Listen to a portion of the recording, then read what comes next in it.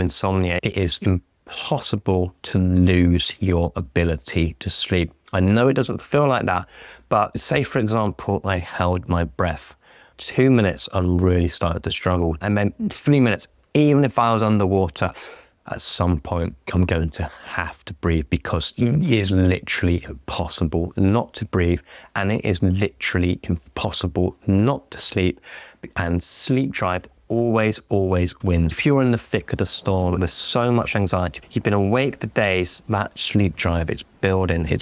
And no matter how anxious, no matter how stressed, it's going to cut through that anxiety. And no matter what, you can and you will sleep. Knowing that with absolute certainty, it can just be like a huge weight comes off your shoulders. But something that's incredibly common with people with insomnia is that they get a few nights of really poor quality sleep, followed by a night of deep quality catch-up sleep.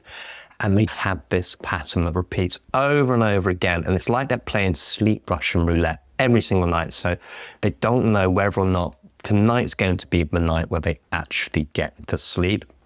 So to overcome your insomnia in the long term, what we need to do is teach your brain a far more consistent, regulated pattern of sleep. And the way we do that is to define your sleep opportunity into one very predetermined sleep window. People with insomnia, they often give themselves far too much sleep opportunity, spending longer in bed, just lying in, napping during the day, and the sleep drive just doesn't know where it stands. So by defining your sleep into one sleep window, the brain very quickly learns that if it wants to get the sleep that it needs, it has to get it within this very predetermined window. And so when you start sleeping in this window, when you learn that actually there's nothing wrong with you, but there's nothing wrong with your innate ability to sleep, sleep becomes far more regular, far more predictable.